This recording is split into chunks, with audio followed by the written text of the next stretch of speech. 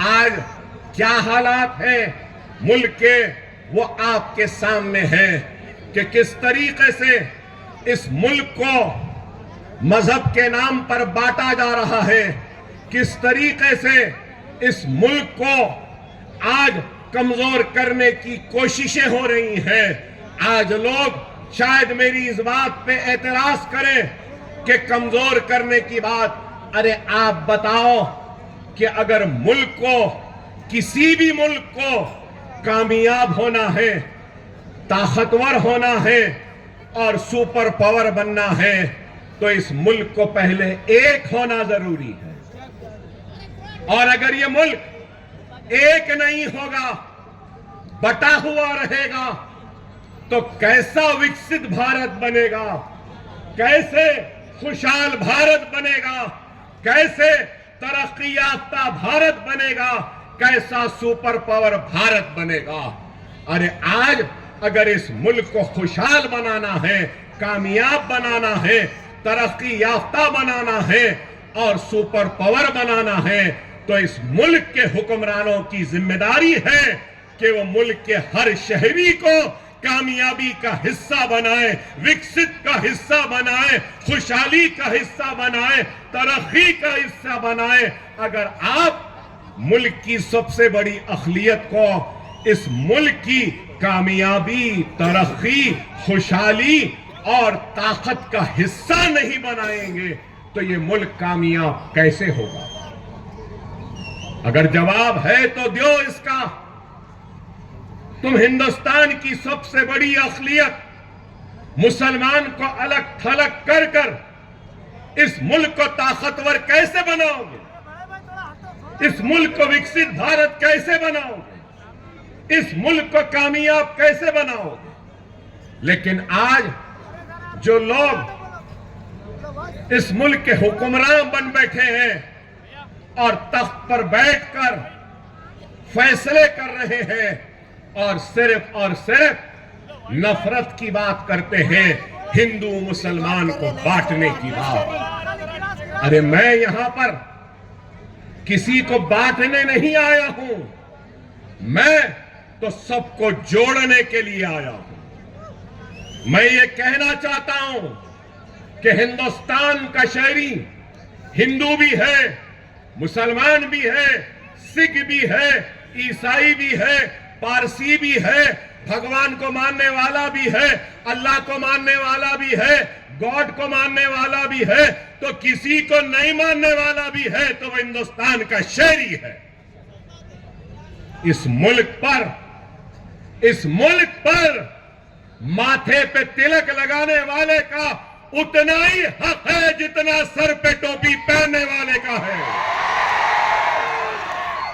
ये मुल्क पर जितना नरेंद्र मोदी का हक है, उतना ही अकबरुद्दीन ओवैसी का भी है। ये मुल्क किसी के बाप की जागीर नहीं है, ये मुल्क मेरे बाप की जागीर भी नहीं है, ये मुल्क सबका है, ये मुल्क हमारा भी है, हमारा था, हमारा है, हमारा रहेगा, है ये मुल्क। लेकिन आज ये लोग सिर्फ कहते हैं कि मुल्क इनका है, नहीं है। इस मुल्क के लिए हमने भी कुर्बानियां दी हैं, इस मुल्क के लिए हमने भी अपनी जानों की बाजी लगाई है, इस मुल्क के लिए हम भी सूली पे चढ़े हैं, इस मुल्क के लिए हमने भी कुर्बानियां दी हैं। ये मुल्क किसी एक का नहीं है, ये मुल्क सबका है। लेकिन आज सिर्फ मुल्क में बात होती है तो किसकी? हिंदू मुस्लिम, हिंदू मुस्लिम, हिंदू मुस्लिम, हिंदू मुस्लिम, बस। इस मुल्क का मसला क्या हिंदू और मुसलमान है? वो दीवाने जो सिर्फ हिंदू मुस्लिम करते हैं, उन दीवानों से मैं कहना चाहता हूं, ऐ दीवानों, ऐ अहमकों, ऐ नादानों, ऐ पागलों, ये मुल्क का सबसे बड़ा मसला हिंदू, मुस्लिम, सिख, ईसाई, हर एक का मसला, सबसे बड़ा मसला अगर है तो वो बेरोजगारी का है। सबसे बड़ा मसला है तो महंगाई का है। सबसे बड़ा मसला है तो घरों पे छत नहीं है। सबसे बड़ा मसला है तो साफ पानी नहीं है। सबसे बड़ा मसला है तो कई गांवों में बिजली नहीं है। सबसे बड़ा मसला है पेट्रोल की बढ़ती हुई कीमत। सबसे बड़ा मसला है तो डीजल की बढ़ती हुई कीमत। सबसे बड़ा अगर कोई मसला है तो गैस का सिलेंडर जो महंगा हो रहा है, ये मसला है।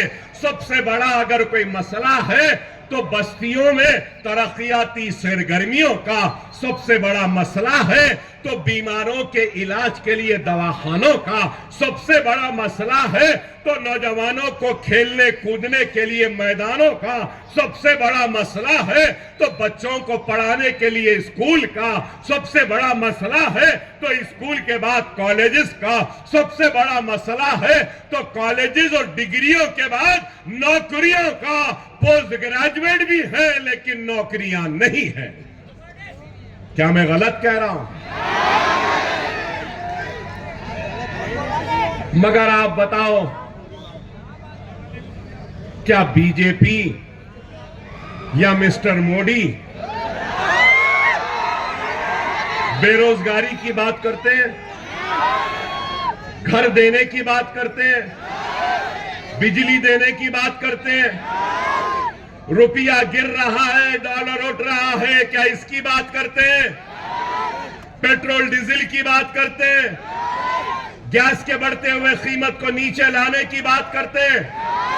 कुछ नहीं। हिंदू मुस्लिम, हिंदू मुस्लिम, कब्रिस्तान पाकिस्तान, फुला हिंदू मुसलमान, ये वो। अरे भाई आप बताओ क्या है? आज मैं बोलूं तो खराब दिखेगा, मगर आज 100 रुपये में पेट्रोल हो गया। हुआ या नहीं? हो गया। अरे मेरे भाई, 100 रुपये के पेट्रोल में 100% पेट्रोल नहीं है। 100% पेट्रोल भी नहीं है।